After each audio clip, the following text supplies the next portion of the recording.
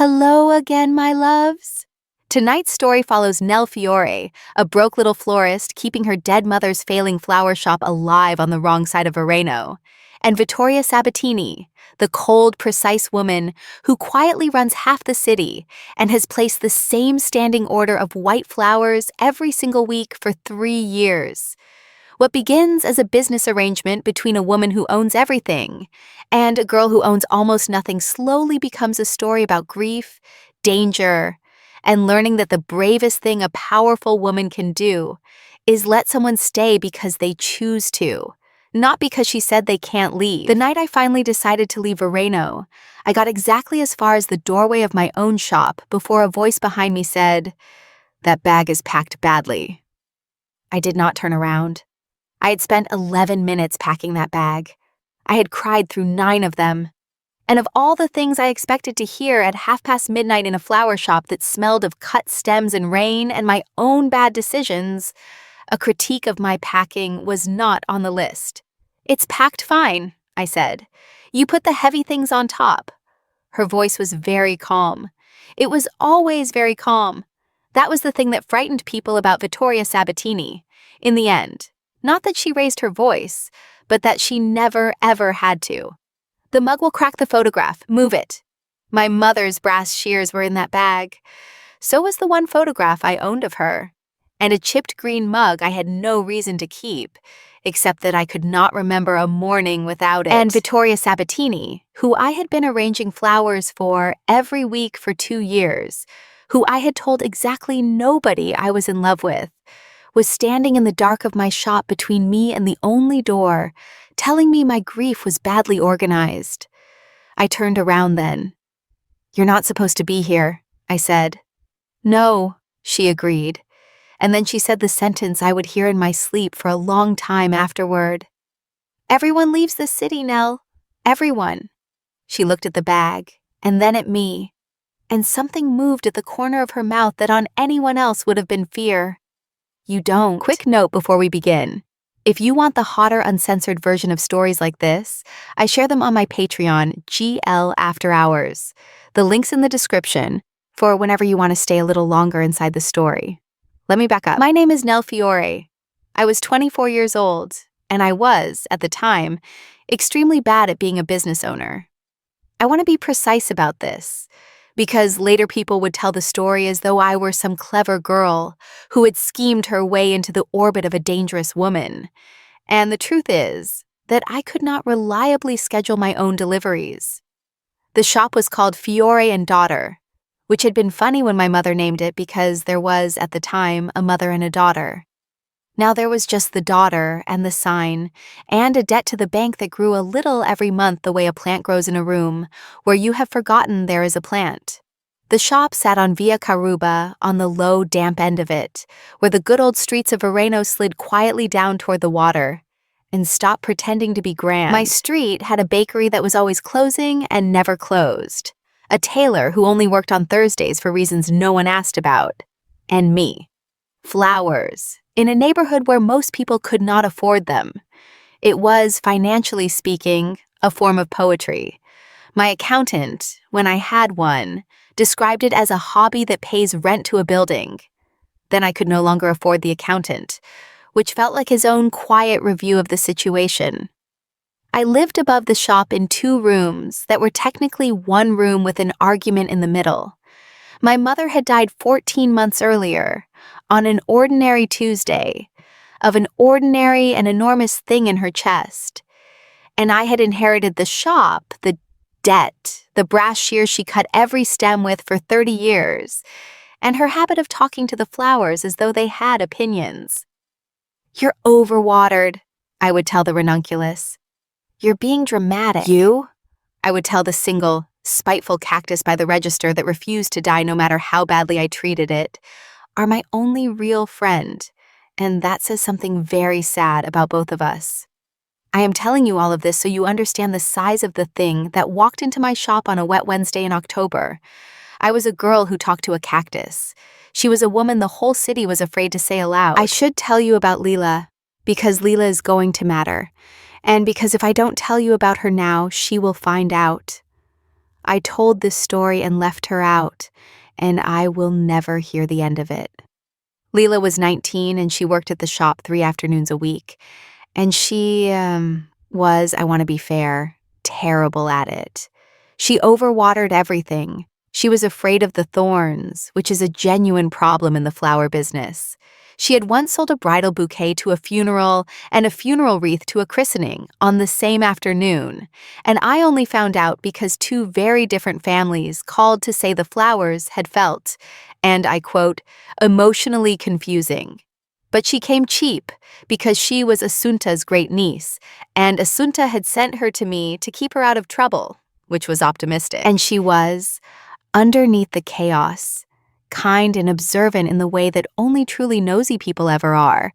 And she loved the shop the way I loved the shop, which is to say more than was sensible. Someone rich placed an order, she said, the day the standing order began, reading the card upside down over my shoulder before I could stop her. Ooh, no name. That's, Nell, that's shady rich. That's the kind of rich that doesn't put a name. It's a standing order for white flowers, Leela. To a chapel. She had read the address too. She read everything. It was her one professional skill.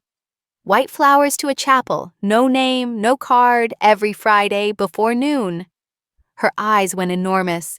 Nell, that's a grave. That's a rich, shady, secret grave. Go water the ferns, I said. Not that much, Leela, not that. You've drowned them every time. But she was right, of course. She was almost always right, which was the most irritating thing about her. It was a grave. I just didn't know yet whose. The first time I met Vittoria Sabbatini, I did not know who she was, which in Vareno was a bit like not knowing which way the sea was. It was 9 in the morning. I had opened late because I had spent the early hours arguing with the bank on the phone, an activity I approached with all the strategic brilliance of a woman apologizing to a wall. The bell over the door rang, and I turned around with a smile already halfway assembled, and the smile did something complicated when I saw her. She was tall. That was the first thing. Tall in the way that made you aware of the ceiling.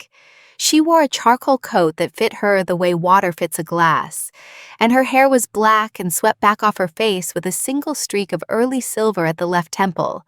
And she looked at my shop, at the buckets, the damp floor, the cactus, the general atmosphere of financial poetry, with an expression of complete, unhurried attention, as though she were reading it.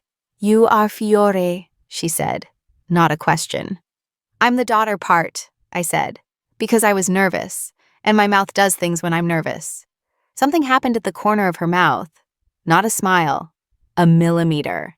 I would spend the next 2 years learning that millimeter like a language. I need a standing order, she said. White flowers every Friday, ranunculus if you have them, lisianthus if you don't. Never lilies. She set a card on the counter with an address on it and nothing else. No name. They go to this address before noon. You do not need to knock. You leave them and you go. Is it an occasion? I asked. I can do a whole thing. I have ribbon. I have this really nice paper that I stole the design of from a much better shop. No occasion, she said. No ribbon, no card. A pause. So slight I almost missed it. Nothing that draws the eye. I looked at the address. It meant nothing to me then. It would mean a great deal to me later. Okay, I said. White flowers every Friday, no lilies, no eye drawing. How much are you? I mean, we can settle up weekly or... She took an envelope out of her coat and set it on the counter next to the card, and I opened it after she left and had to sit down on an upturned bucket because it was 3 months of rent, and it was for 4 weeks of flowers, and there was no note. That was the first thing I learned about Vittoria Sabbatini. She overpaid, always, and she never explained why.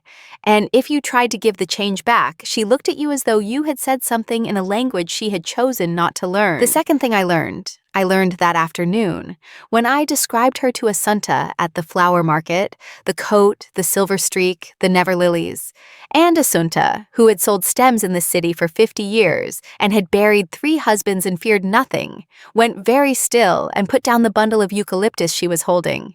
That address, she said. Say the address again. I said it. Asunta crossed herself. Asunta, who did not cross herself for weddings. Little one, she said, do you know who that is? I did not. And then I did. You have to understand how Vareno worked. It was an old city that had learned to keep its secrets the way old people keep old coins, folded into cloth, at the back of a drawer, never spent, never quite thrown away. There were the families you could name and the families you could not. And the Sabbatini were the ones you could not.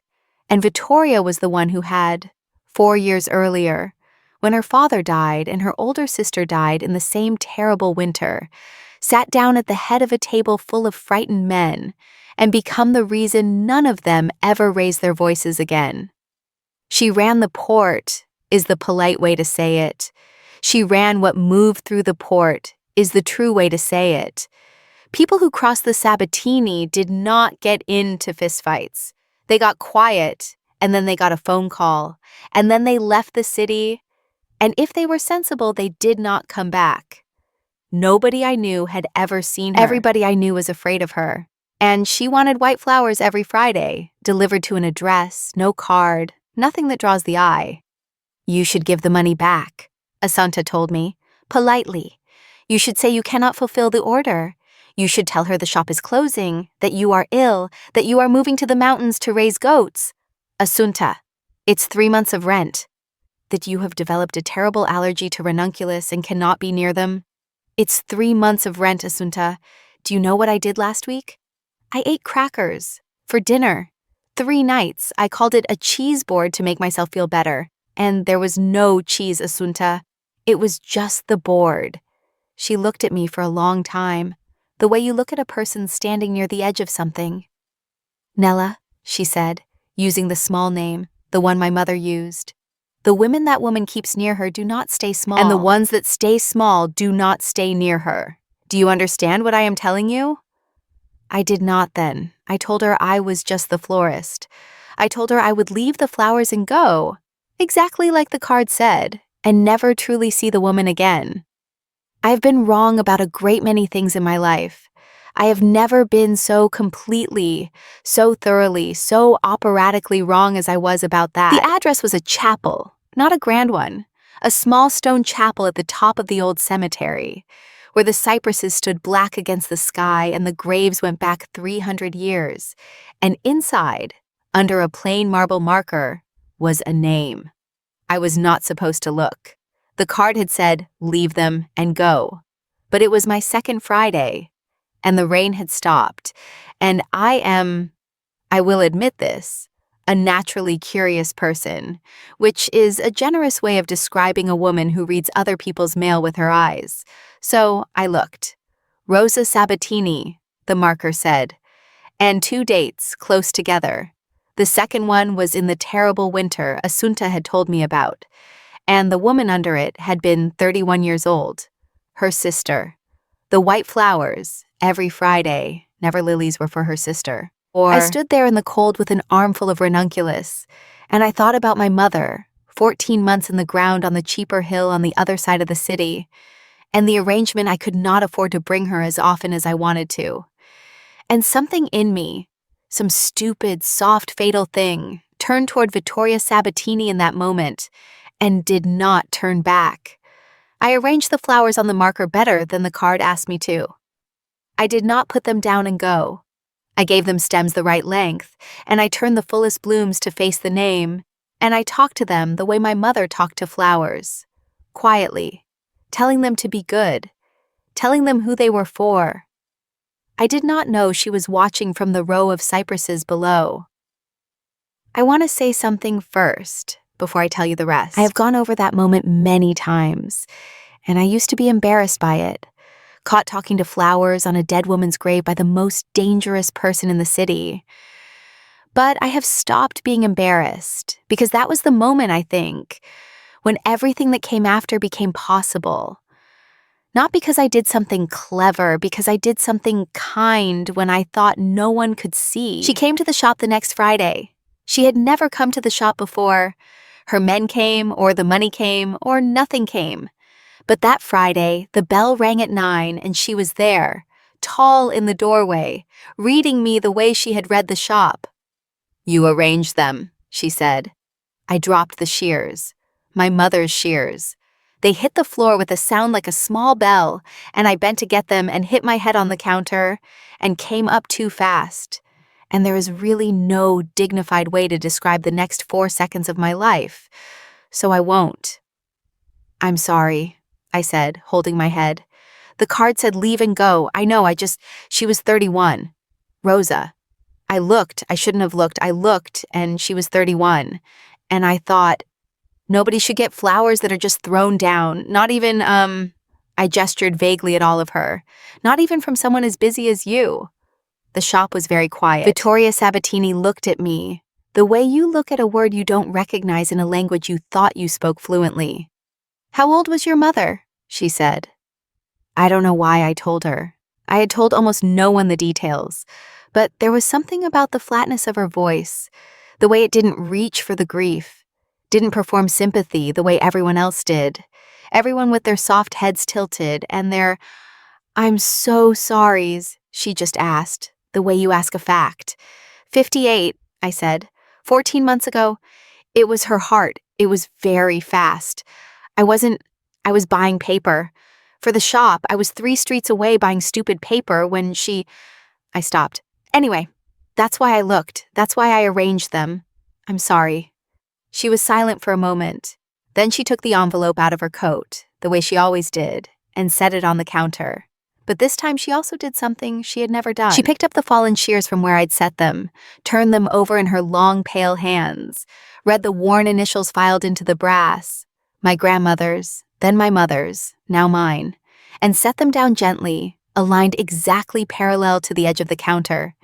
"Continue arranging them," she said, "the way you did, every Friday."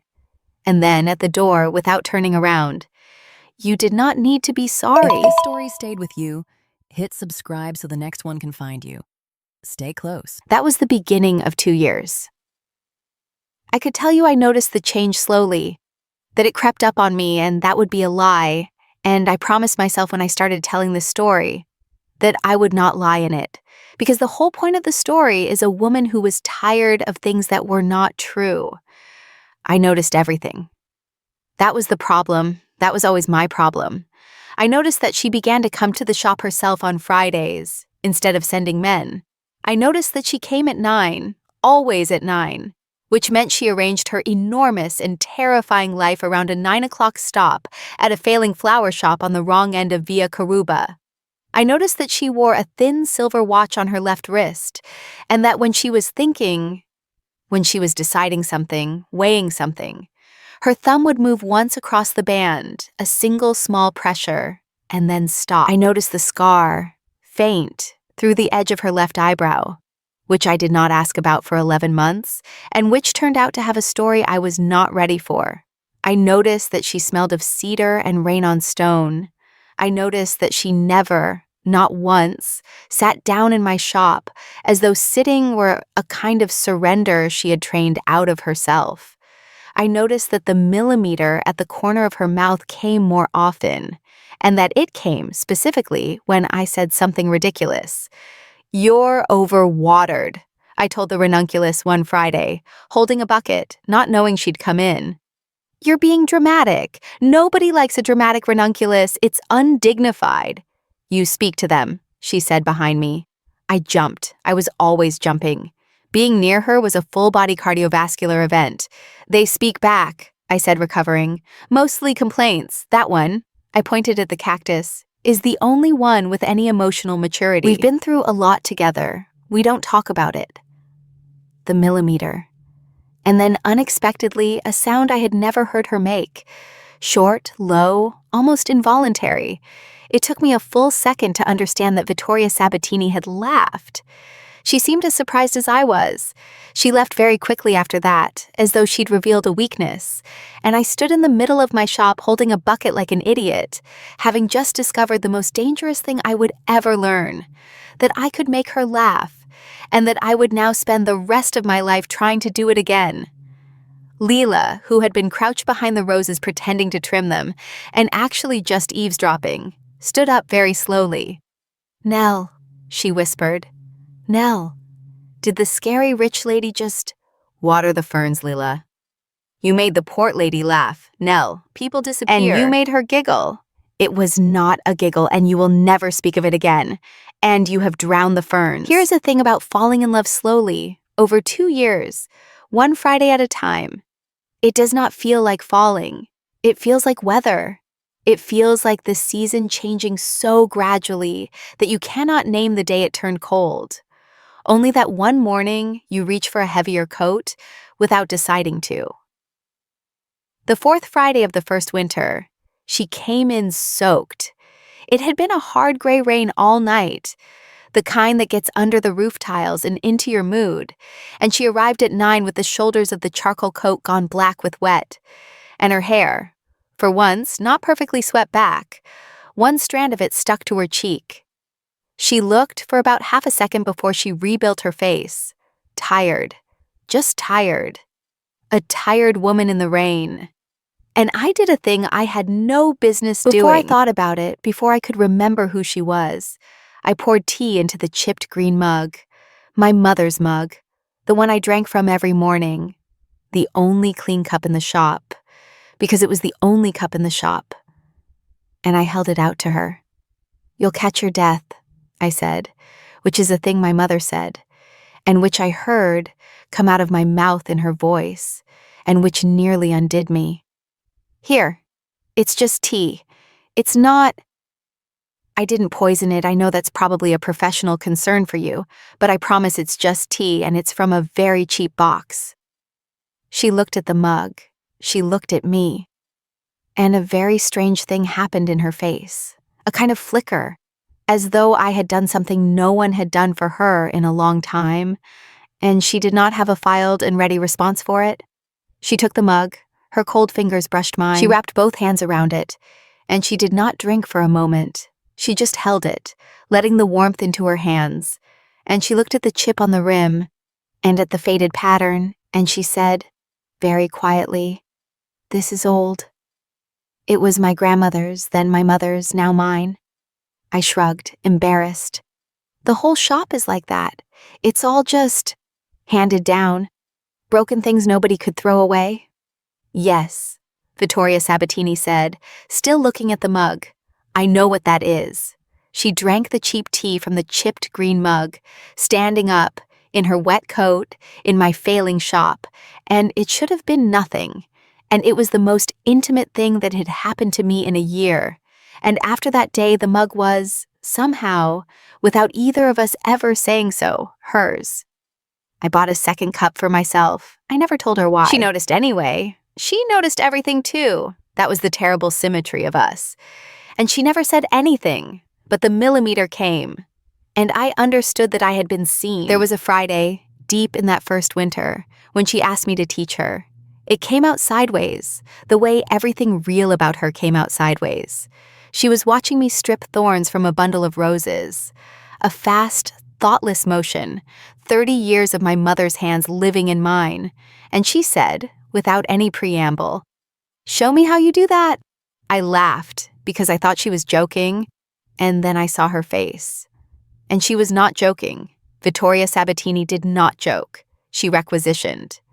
"You want to strip thorns," I said. "I want to know how a thing is done," she said, "that you do without thinking. You have very few things like that. I have cataloged them." And there it was, the admission, dropped like a coin on the counter, that she cataloged me the way I cataloged her, that the watching went both ways, that for a year I had been a subject of study by the most dangerous woman in the city, and had never once suspected the flattery of it. "This is one. Show me." So I showed her.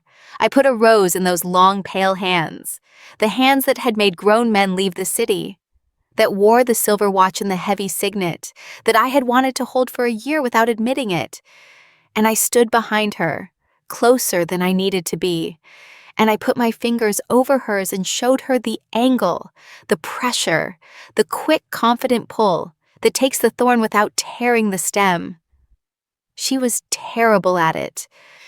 That was the thing that undid me. She was terrible at it. She, who was precise at everything, who moved through the world without waste, tore 3 stems in a row and pricked her thumb and made a small sound of genuine human frustration, and I laughed, and she turned her head, and our faces were very close, and she was not laughing, but the millimeter was there, and she said very quietly, "Do not enjoy this." "I'm enjoying it enormously," I said. "You're bad at something. It's the best day of my life. I am not accustomed to being bad at things. I know it's very good for you. Everyone should be humbled by a rose at least once." I adjusted her grip, and her thumb, the watch band thumb, moved once, restlessly, under my fingers, and I felt it go through me like a current. There, slower. "It's not a fight. You don't have to defeat it. You just have to know exactly where it gives." She went still. She looked at me, and I realized too late what I had said, and to whom and about what. "You just have to know exactly where it gives," she repeated softly. "About the rose." "Of course," she said. The whole shop was warm and small and quiet. "About the rose." She got it, on the fourth try. One clean thorn, pulled without a tear. She looked at it in her palm as though she had solved something ancient, and then she looked at me, and for once neither of us said anything ridiculous. And Leela, who had been silent behind the ferns for a suspiciously long time, chose that exact moment to knock over an entire display of watering cans, which she later swore was an accident, and which I have never once believed. "I should go," Vittoria said, stepping back, rebuilding her face. "You have a thorn in your thumb," I said. "You'll get it out with a needle tonight and think of me and be annoyed." "The millimeter." "Yes," she admitted. "I expect I will." Why was she being kind to me?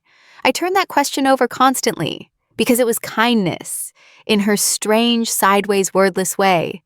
The envelope was always too thick. A leak appeared in the shop's roof in November, and was silently, mysteriously, repaired by men I never called and never paid. When I mentioned once, offhandedly, that the bank had moved my loan to a new officer who frightened me, she said nothing at all, and the following week, the officer called to tell me, in a voice that had recently learned humility, that my terms had been reviewed favorably, and hung up before I could ask by whom. I want to be careful here, because I know how this sounds. I know what it sounds like when a powerful person begins to fix a poor person's life. I was not naive about it, even then. I knew that gifts from people like Vittoria Sabbatini were not gifts. They were threads, and that one day, perhaps, she would pull them. But that was not why my chest did the thing it did when the bell rang at 9. And I was honest enough with myself, alone at night, in the 2 rooms that were one room with an argument in the middle to know it. Assunta knew before I said a word. "You have it," she told me at the market, weighing eucalyptus, not looking at me. "The look. Your mother had it for your father, God rest them both, and it never made either of them happy for one single day. And I see it on you now, and I am too old to watch it twice." "I don't know what you're talking about," I said. "You brought her sister blue lisianthus last week," Assunta said. "You told me, because the ranunculus looked tired and you did not want her sister to have tired flowers. You crossed the whole city to change a dead woman's flowers, so that a living woman would not be disappointed on a grave she visits alone in the dark." She set the eucalyptus in my arms, harder than she needed to. "Do not tell me you don't know what I am talking about. Tell the cactus. It has heard worse lies from you, and even it does not believe them." The scar, when I finally learned about it, I learned by accident in the spring, on a slow Friday when she stayed longer than usual. I'd been telling her some ridiculous story. I told her a great many ridiculous stories by then. I had discovered that she collected them, that she came in part for them the way you come to a warm room in a cold season. And I got to a part where I gestured too widely and knocked a whole bucket of tulips across the floor, and while I was on my knees swearing at tulips, she crouched down, which she never did, and helped me gather them, and in the low light from the floor I saw the scar close up, the fine white line through the edge of her eyebrow, and without thinking, I reached up and touched it. She went still. I have never in my life felt a person go so still. It was like touching something that had been holding its breath for years. "Sorry," I said, snatching my hand back. "Sorry, I do that, I touch things. It's a shop owner thing, My sister," she said. I stopped. "The winter she died," Vittoria said, kneeling among the spilled tulips, looking at none of them. "There were men who thought the family could be taken in the confusion. One of them came to the house. I was 29. I was not the one who was meant to do those things.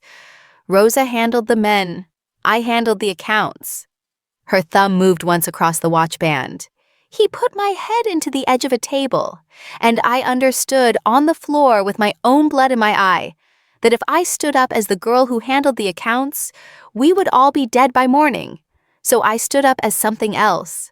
She finally looked at me.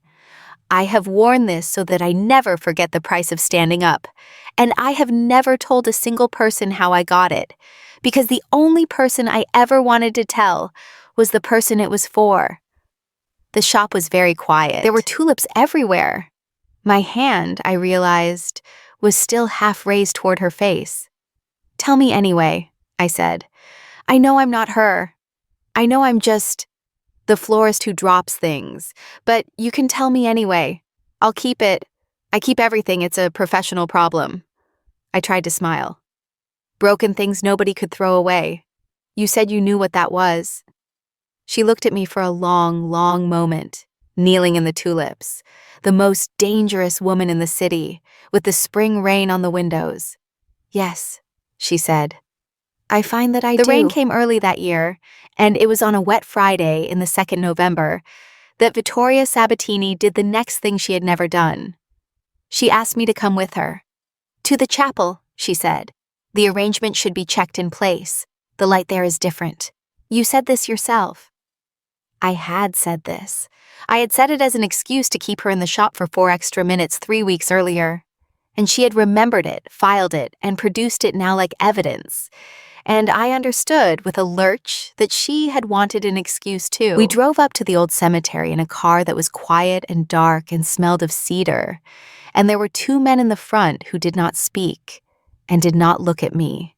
And I understood for the first time, really understood in my body rather than my head, what it meant that she was who she was, that she could not simply go somewhere, that there were always the quiet men, that even grief had an escort.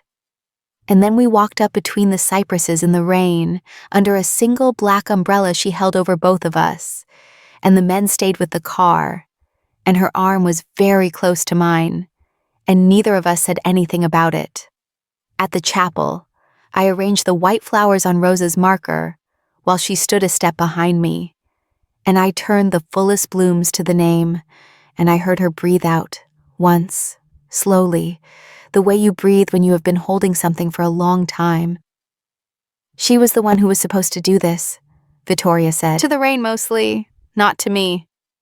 All of it. She was older. She was kinder. She laughed like your ranunculus, if a person could." A pause. "She died, and they looked at me, all of them, at the table, and I understood that if I laughed like that, they would take everything. So I stopped. I did not turn around. I had learned that much. Some things a person can only say to your back. "You didn't stop," I said to the flowers. "You laughed at my cactus." The silence behind me had a texture to it. "Yes," she said finally, very quiet. "That was careless of me. It was the best thing that's happened to me in 14 months, I said, and I don't know where the courage came from, except that it was raining and she had said her sister's name out loud and I was tired, so tired of pretending I did not feel what I felt. So please be careless again. If you can, I'd really like it if you could." She did not answer. But on the way back down through the cypresses, under the one umbrella, her hand found my elbow where the path went slick, and she did not let go when the path evened out. Some things are very small. That one was very small. It was the largest thing that had ever happened to me. I should tell you about the market, because it is the day I stopped being able to pretend I was safe. It was a Tuesday, not even a Friday, an ordinary Tuesday, and I was at Asunta's stall buying stems, and there was a man. I noticed him because he was noticing me. He was well dressed in the way that is a costume, and he stood too long near the eucalyptus, and he asked Asunta, in a voice pitched for me to hear, "Is that the Fiore girl, the florist, the one the Sabbatini woman is fond of?" Assunta, God bless her, went stone-faced and said she did not know any Fiore girl, that this was a stranger buying stems, that the market was full of strangers. But the man smiled at me, a slow, deliberate, unpleasant smile, the smile of someone letting you know you have been seen and can be found. And he left without buying anything, and my hands were shaking so badly I dropped an entire bundle of ranunculus into the gutter. Go home, Assunta said, low and urgent. Go home, lock the door, and do not open it. That was a Corvi man. I would know that face in my grave. Go, Nella, go now. I went home. I locked the door. And that night, at 9, the wrong 9, the night 9, the bell that should have been silent rang. And I nearly climbed out of my own skin. And it was her. She had never come at night. She came in fast, out of the rain. And she took my face in both hands before she said anything, turning it to the light, checking me the way you check something precious for damage. And only when she was satisfied did she let go and step back and become again the cold, precise woman the city feared. You saw a man today, she said, in the market. How do you? I know everything that happens in that market. That is the entire point of me. Her thumb moved across the watch band, and for the first time I saw that the small gesture, the one I had cataloged for 2 years, was not calm at all. It was the opposite of calm. It was a woman holding herself very, very still around something enormous. His name is not important. He works for the Corvi. He was sent to see whether you matter to me. And he will report that you do, because you were shaking, and because I came to you tonight, which I should not have done, which was the confirmation they wanted, and which I could not stop myself from doing. She said it like a confession. You are not safe the way you have been safe, Nell. I have been telling myself for 2 years that this is a reason to stay away from you. That the kindest thing I could do for a girl who talks to a cactus was to be a standing order and nothing more. And, I said, it came out as barely anything. And I am not a woman who talks herself out of things, she said. I have found, where you are concerned. The first time she kissed me, it was raining, because of course it was. And it was that same night, in the shop, and we both knew that her coming at the wrong hour meant something neither of us had said. People will begin to see that you matter to me, she said, and she stepped closer. And the shop, which was already small, got smaller. When they do, the danger becomes real. I need you to understand that clearly. I am not offering you a safe thing. I have never in my life been able to offer anyone a safe thing. It is the great sorrow of what I am. I ate a cheese board with no cheese, Vittoria, I said. I talked to a cactus. I sold a funeral wreath to a christening. I have never once been safe. I have just been poor, which people confuse with safe because no one bothers to threaten you when you have nothing. My voice was shaking. Stop offering me safe. Nobody's ever offered me safe. Offer me the real thing, the dangerous one. Offer me the one where I get you. Something broke open in her face. The cold thing, the arranged thing, the 4 years of holding the table thing. It broke, just for a moment, and underneath it was a woman, just a woman, 39 years old, tired, in love, and terrified. I would like, Vittoria Sabbatini said, to be careless, now, if I may. Please, I said, and she kissed me, or I kissed her, and to this day we argue about which. And the truth is, it was both. It was exactly both. And her hand came up to the side of my face, and her thumb moved once across my cheekbone the way it moved across the watch band. And I understood that I had been cataloging that gesture for 2 years, so that I would recognize it when it finally arrived at me. She kissed like she did everything, precisely, without hurry, as though she had decided and, having decided, saw no reason to rush a certainty. When we broke apart, she rested her forehead against mine, and for a moment, the most dangerous woman in the city just breathed in my failing flower shop, with rain on the windows and a spiteful cactus watching, and she said my name, once, like punctuation. Nell, that's me, I whispered.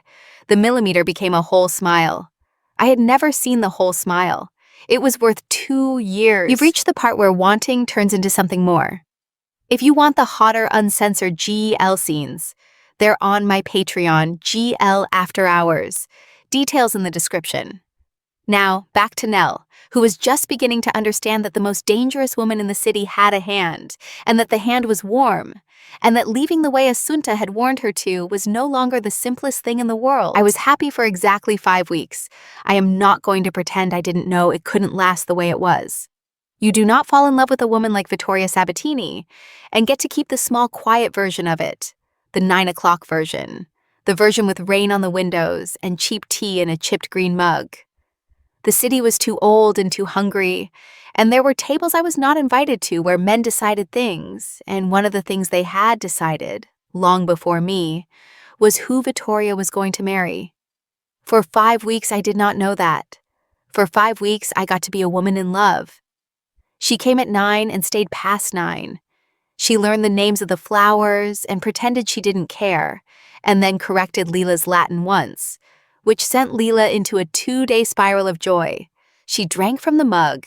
She let me touch the scar. She told me, in pieces, on the slick path down from the chapel, small true things about Rosa, that she'd hummed while she cooked, that she'd been a terrible driver, that she'd wanted to leave the city once and been talked out of it. I did not understand then why Vittoria's voice went strange when she said that last part. I understood later. I understood everything later. That is the curse of this kind of story. You only understand it in time to lose it. The name Corvi came into my shop on a gray afternoon in December, and it came in gently, which was almost the worst part. His name was Corvi. The Corvi were the other family, the one that had bent the knee after the terrible winter, but had never stopped resenting it. And an alliance had been arranged years ago, a marriage between the houses, to keep a peace that everyone pretended was real. Vittoria to marry the Corvi son. It would end the last of the danger. It would make the city, in the horrible word they used, stable. I found out the way you always find out the thing that ends your happiness. By accident, at the wrong moment, from the wrong person. The wrong person was young Corvi himself, who came into my shop that gray December afternoon, because he had heard, the way everyone was beginning to hear, that the Sabbatini woman had a florist she was fond of, and he had come to look at what she was fond of. He was not cruel to me. That was almost worse. He was gentle and a little sad, and he looked at my shop and at me with something like pity. "She won't have told you," he said. "She wouldn't. It's arranged. It's been arranged for years. After the spring, she and I—" He stopped. He looked genuinely wretched about it, which I resented enormously. "You seem kind. I'm sorry you're kind. It would be easier for you if you weren't." He picked up a single white ranunculus and turned it over, and I watched him almost say something else and decide against it. "She'll do it, you know, the marriage. Not because she wants to, because she's the most responsible person alive, and it keeps the city from burning. And she has never once in 4 years chosen a single thing for herself." He set money on the counter, too much, exactly the way she did. And I realized these were people who had all learned the same terrible manners. Enjoy her while it's winter. Spring's come. He left. I stood in my shop and did not talk to the cactus, because there are some things you cannot say even to a cactus. Leela came out from the back, where she had heard all of it, and for once in her life she did not have a single thing to say. She just came and stood next to me, and after a while she took the broom and swept the shop very slowly, giving me somewhere to look that was not the door. That night she came, and she saw my face, and she knew. "Who told you?" she said, flat, already furious, in the still, cold way that was the only way she was ever furious. "Does it matter?" I said. "Is it true?" The thumb across the watchband. "Once." That was my answer. "Nell, is it true?" "It is arranged," she said. "It was arranged before you existed to me. It is not." And for the first time in 2 years, Vittoria Sabbatini, who never reached for a word and could not find it. "It is not a thing of the heart. It is a thing of the city." You're going to marry him. I am going to keep the city from burning, she said. There is a difference. Is there? I said. Because from where I'm standing, holding your dead sister's flowers every Friday, it looks like the same thing everyone always chooses. It looks like you deciding without hurry that a girl who talks to a cactus is a thing you can set down when the season changes. Enjoy her while it's winter. Spring's come. My voice broke. I hated that it broke. You told me you weren't a woman who talks herself out of things. You lied. You just needed the city to do the talking for you. You needed the whole world arranged so that the one time you didn't choose me, it wouldn't be your fault. She went very white. I had never seen her go white. That is not, she started. Get out, I said. Please, I mean it. Get out of my shop. And Vittoria Sabbatini, who had never in her life done a single thing she was told, looked at me for a long, ruined moment and did as I asked. I did not sleep for 3 nights, and on the 4th I decided to leave the city. It was not a brave decision. I want to be honest about that too. It was a coward's decision dressed up as a brave one. I told myself it was about danger, that young Corvey and the man in the market were right, that being the thing Vittoria Sabbatini was fond of would get me killed, that a sensible woman cuts the thread before it's pulled. But it was not about danger. It was about the fact that I could not stand in that shop one more Friday at 9 and watch the door and know she was not coming, and later know she was married, and later still, God help me, be asked to arrange the flowers for her wedding because I was the only florist she trusted, and she would be cold enough, no, she would be responsible enough, that was worse, to ask. I told Leela first. She cried, which made me cry, and then she got angry, which was easier for both of us. You're just leaving? She said. You made the port lady laugh, Nell. Do you know how many people have ever made her laugh? 0. It was 0. You were the whole number, and you're going to pack a bag and let her marry a sad man in the spring because a table said so? It's not my table, Leela. It could be, she said, 19 years old and certain of everything. That's what you don't get. She made the table. Everyone acts like the table is the weather. It's not the weather. It's a bunch of scared men and a woman who's tired. And the woman is the strongest one there. And she's never once decided she was allowed. Somebody has to tell her she's allowed. She wiped her nose furiously on her sleeve. And you're the only person alive she'd believe. And you're packing a bag. I told her to go home. I gave her the cactus, actually. I told her to take the cactus because I couldn't take it with me and I couldn't leave it to die. And she held it against her chest, thorns and all, and cried again and left. Then I packed a bag. Badly, as it turns out. I put the heavy things on top. I put the chipped green mug on top of my mother's photograph. I put my mother's brass shears in last, wrapped in the sage sweater, and I stood in the doorway of Fiore and daughter at midnight with the rain coming down, and I looked back at the empty spot by the register where the cactus used to be, and I reached for the door, and a voice behind me said, "That bag is packed badly." I told you how this part begins, but I did not tell you all of it. You're not supposed to be here, I said. No, she agreed. How did you even get in? I locked... Nell. She was standing in the dark between the buckets, and she was not wearing the coat. I had never seen her without the coat. She looked younger without it, and colder, and more real. Everyone leaves this city, everyone. My sister was going to leave before the winter. She had a ticket. I found it after, in her coat, when I was the one who had to go through her coats. Her thumb moved across the watch band, once, and stopped. She was going to leave and start again somewhere the name Sabbatini meant nothing, and she never told me, because she knew I would ask her to stay, and she could not bear to say no to me, so she said nothing. And then the winter came, and she never left at all, and I have spent 4 years understanding that I was the door she could not walk through, that my love was a thing so heavy she chose to carry it into the ground rather than set it down and go. She took a step toward me. The bag was heavy in my hand.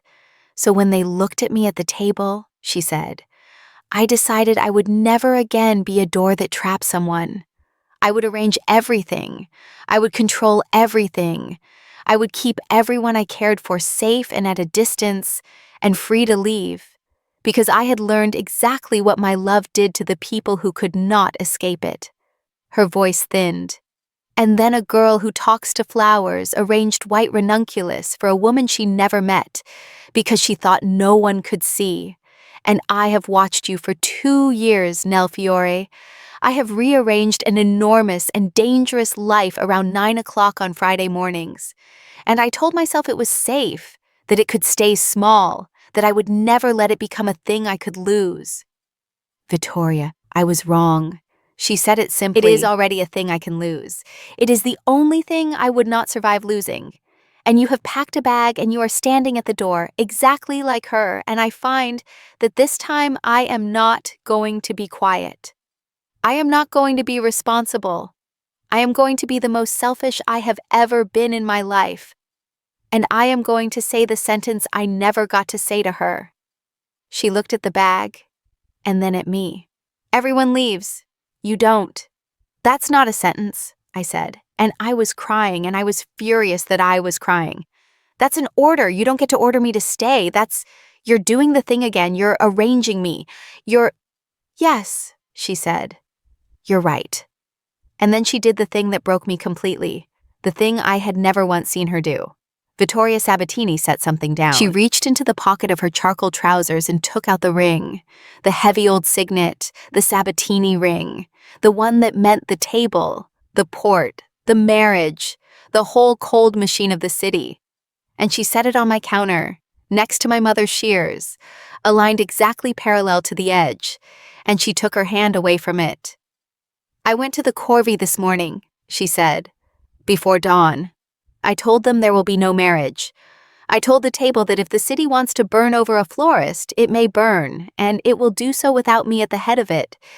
And do you know what happened, Nell? Nothing. Nothing happened. They grumbled and they threatened, and I looked at them the way I have learned to look at frightened men. And in the end they folded, because it turns out the thing holding the whole city together for 4 years was never the marriage. It was me. It was only ever me. I could have chosen at any time. I simply never believed I was allowed. Her breath caught. A 19-year-old told me I was allowed. You're Leela.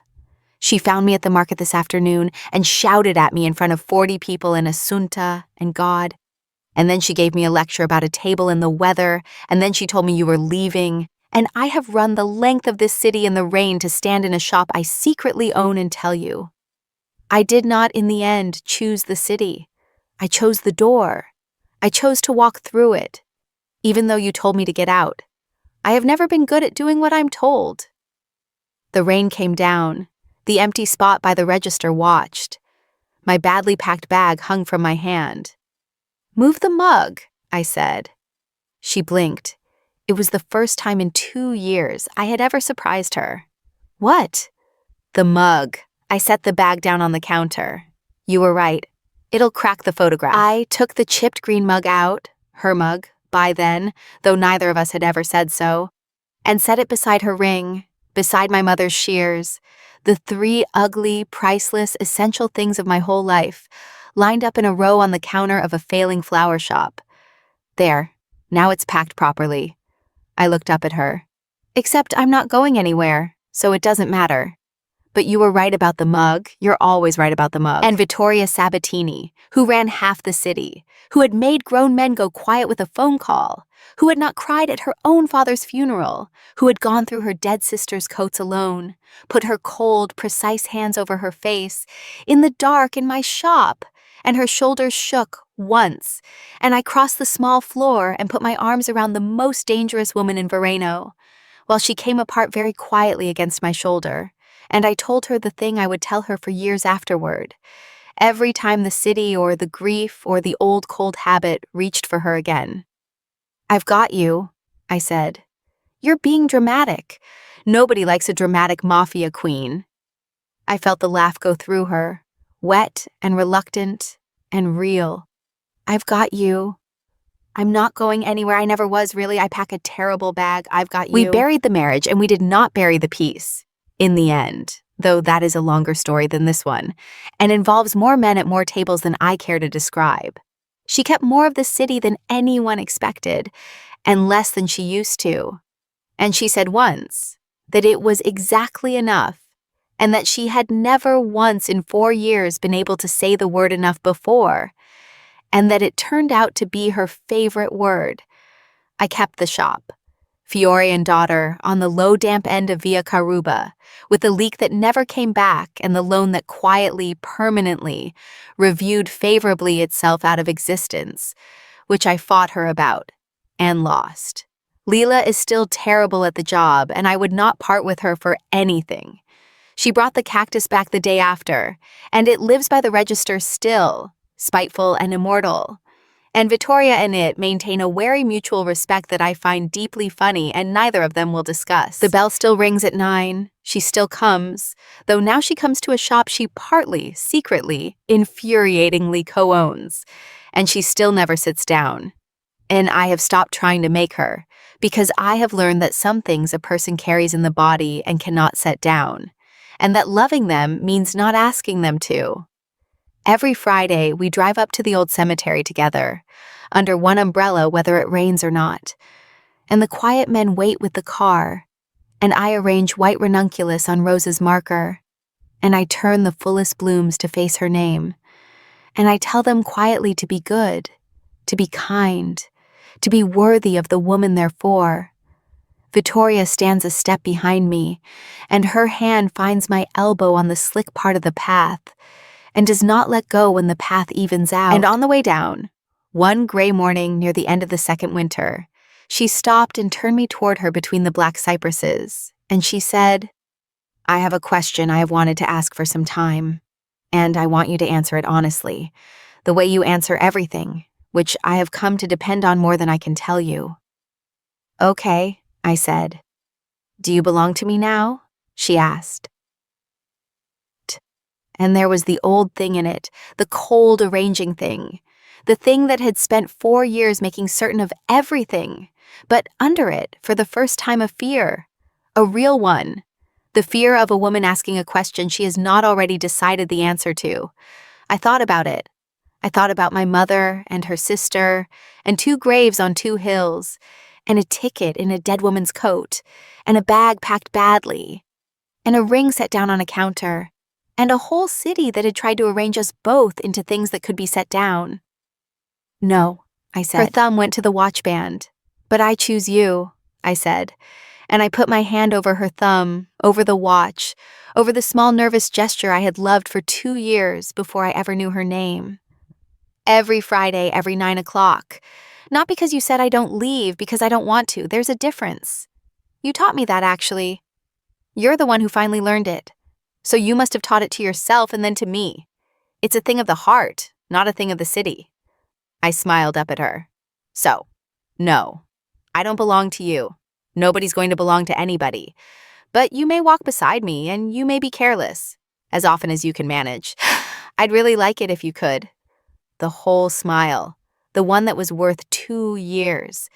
"Everyone leaves the city," she said quietly, and it was not in order this time. And it was not a fear.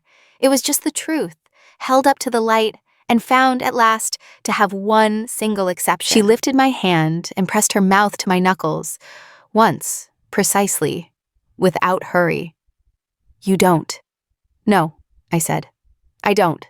And we walked down together through the cypresses, out of the cold, toward the shop, toward the cactus and the mug and the bell that would ring at 9. And she did not let go of my hand where the path was slick, and she did not let go where it evened out either. "Sekiz Onela, Hazar Oluncha, SRTY At."